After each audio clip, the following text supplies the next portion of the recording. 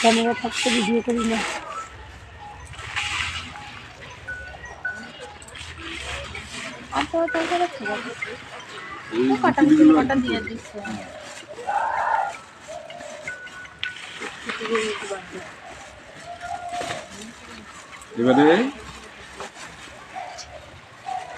এবারে সরে যাবে। তো স্যার এটা তো যতটা ঘন দেওয়া হলো, আমি যদি আরেকটু বেশি বেশি করে বিচুলি দিয়ে লেয়ারটা একটু উঁচু করি হবে না? আর সব থেকে ভালো হয় তোমরা যখন করবে না বিচুলিগুলো এরকম পাট পাট করে, যেমন আমরা বীজটা ভাগ করে নিলাম, পাট পাট করে ভাগ করে নেবে, তাহলে সুবিধা হবে। এরকম এবারে এটাকে আমরা বাঁধবো, ঠিক আছে?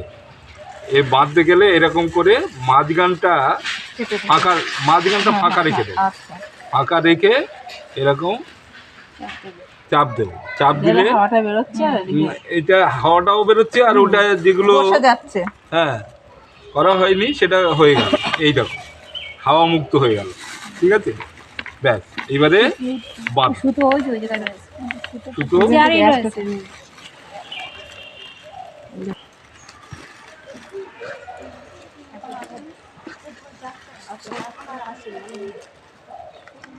একটা ভালো করে টাইট করে গার্ড দিয়ে দাও। তারপরে আগে একটা গার্ড দিয়ে দাও। হ্যাঁ,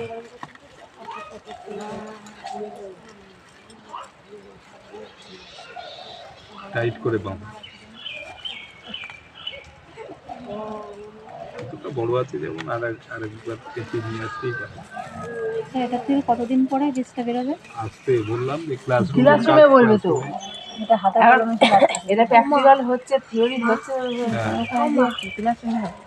থিওরিতে পুরো প্যাকেটটা একদম সাদা হয়ে যাবে, আসবে কি? হ্যাঁ, বাইরের মতো ছাড়বে, ঠিক আছে? এটা একটা জিনিস। তাহলে আমি ওই পাপড়ি ছাড়ানোর জন্য ফুটো করে দেবো প্রত্যেকটা লেয়ারে, ঠিক আছে?